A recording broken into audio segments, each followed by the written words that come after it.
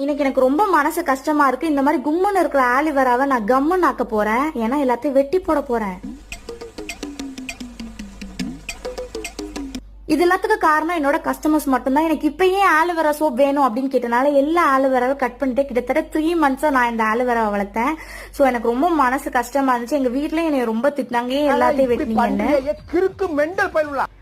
So அந்த fresh ஆலிவேராவை நம்ம flush மட்டும் எடுத்து ஜூஸா எடுத்துக்க போறோம். அந்த ஜூஸ் வச்சுதான் நம்ம இன்னைக்கு சோப் மேக் பண்ண போறோம்.